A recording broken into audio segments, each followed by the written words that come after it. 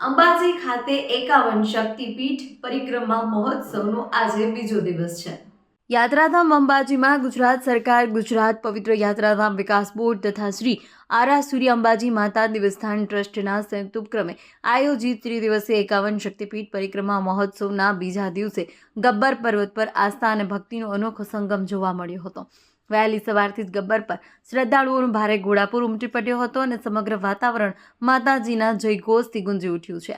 આજના દિવસનો આરંભ અત્યંત શ્રદ્ધાભર્યા માહોલમાં યોજાયેલી ભવ્ય ત્રિશૂળ યાત્રા તથા પાદુકા યાત્રાથી કરવામાં આવ્યો હતો।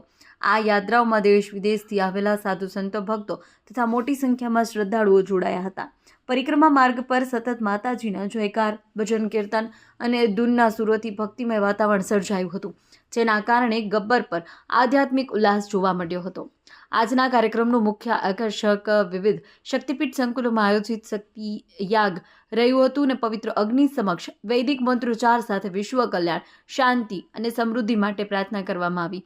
આ યજ્ઞમાં સાધુ સંતો તથા વિદ્વાન પંડિતોએ વિધિવત પૂજન અર્ચન કરી ધાર્મિક વિધિઓ સંપન્ન કરી હતી, જેનાથી શ્રદ્ધાળુઓમાં વિશેષ આધ્યાત્મિક ભાવના જાગૃત થઈ હતી। જય અંબે।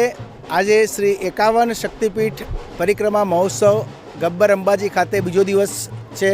આપણે જોઈ શકીએ છીએ જ મોટી સંખ્યામાં પરિક્રમાવાસીઓ, માઈ ભક્તો ઉમટી પડ્યા છે અને અવિરત આવતા જાય છે।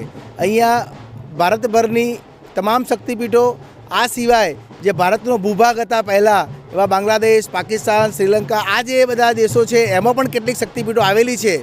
અત્યારે એ શક્તિપીઠોની યાત્રાએ આપણા દેશના બધા લોકો જઈ શકતા નથી, તો એ શક્તિપીઠોના પણ અહીંયા મંદિરો બનાવેલા છે।